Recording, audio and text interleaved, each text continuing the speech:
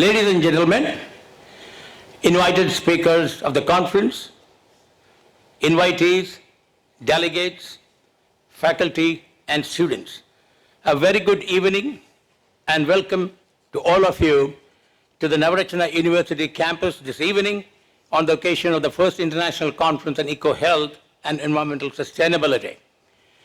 I would like to extend a special welcome to the dignitaries on the dais. Our chief guest for this evening, Chairman, Gujarat Life Science and former Vice Chancellor, Gujarat Agricultural University, Honorable Padma Shri Dr. M.H. Mehta. Our first guest of honor, Professor, Department of Biological Science, University of Calgary, and Tier 1 Canada Research Chair in Environmental Physiology and Toxicology, Professor Matt Vijayan. Our second guest of honor, Regional Director, CPCB, Dr. Prasoon Gargawa. President for this inaugural program, our Provost of Ramchandran University, Professor Nilay Yajnik, and my co-convener, Professor of Integrative Cell Biology, University of Calgary, Professor Hamid Habibi. I take great pride in welcoming all the attendees of this international conference on eco-health and environmental sustainability. The conference is being organized under the aegis of the newly formed center, NUSERI, the Ramchandran University Center for Environment, Research and Innovation. The center has been established with the objective of undertaking a number of activities like conferences, invited lectures, panel and roundtable discussions, and conducting workshops, besides undertaking in-house and collaborative research.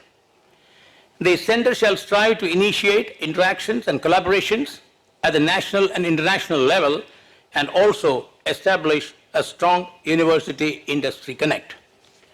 The conference is centered around the theme of environment involving health and sustainability at all levels.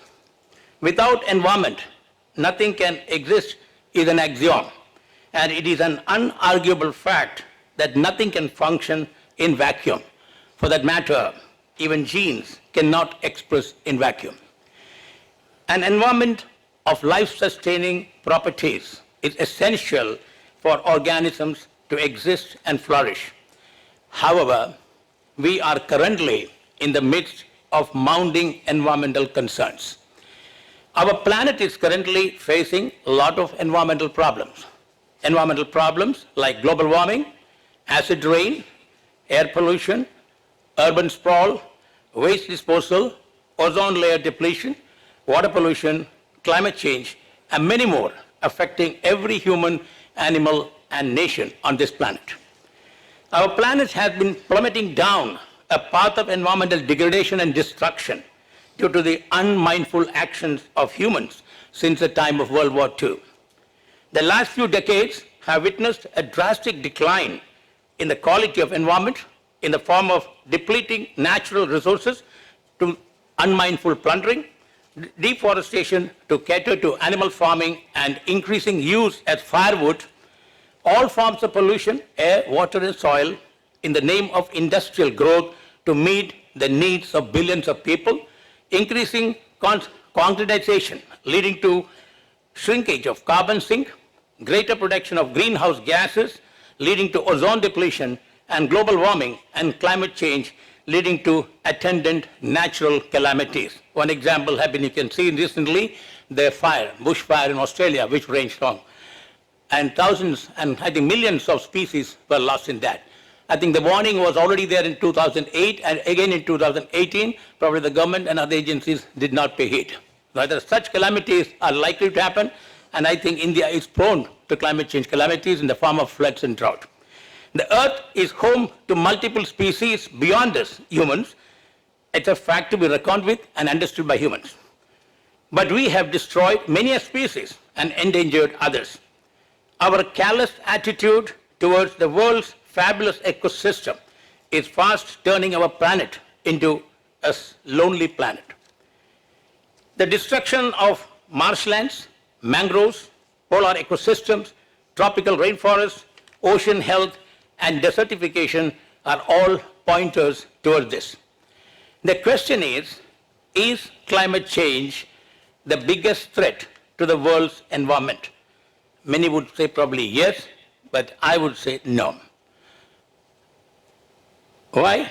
Because it is us, the so-called most evolved and intelligent two-legged species roaming around the earth, who are responsible for that.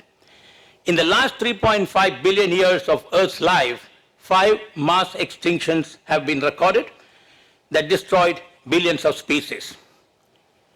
Without going into the timescales of those extinctions, all of them had been brought by some natural causes. We are currently on the brink of a 6th mass extinction, the deadliest, best known as Anthropocene defaunation, because the cause of this mass extinction is going to be none else but we, the humans. The world's rivers and seas aren't choked with floating piles of rubbish, toxic chemicals, and plastic waste because of climate change. They are that way because we have 7.7 billion people crammed into a planet that's dying under the pressure of our greedy, selfish abuse. There is a difference between need and want. The problem with humans is that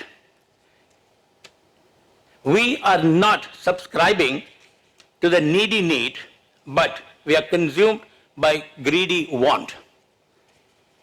2 decades from now, the Earth's oceans are on target to contain more plastic in them by weight more than fish. Climate change didn't do that, we are doing that. Climate change is only one of the many symptoms of an out-of-control disease called human overpopulation, beyond the carrying capacity.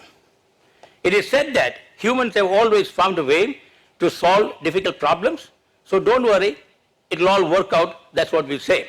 Alas, the problem the Earth faces now is one it has never dealt with before. A plague of nearly 8 billion humans. It can't cope anymore. It is much more than the carrying capacity of Earth. So let us do something.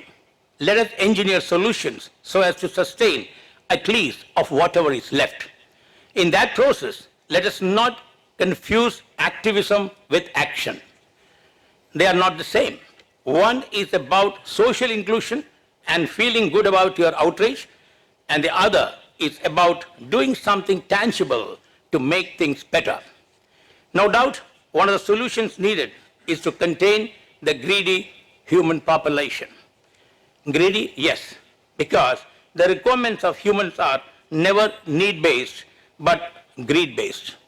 Secondly, we need to find solutions to mitigate the environmental problems already created and any engineering or biotechnological applications to redress the already inflicted damage need to be clean techniques or green techniques, lest they may not themselves turn out to be Frankensteins, which means today's solution becomes tomorrow's problem. I am sure that the lectures and deliberations of this conference would touch upon both the problems as well as the necessary solutions and provide a rich experience to the younger audience and provide them with enough fodder to take up innovative initiatives in the field of environment and its sustainability. Let me once again welcome all speakers and delegates and end my talk by quoting Baba Rawat, who said, "We have forgotten how to be good guests, how to walk lightly on the earth as its other creatures do." Thank you.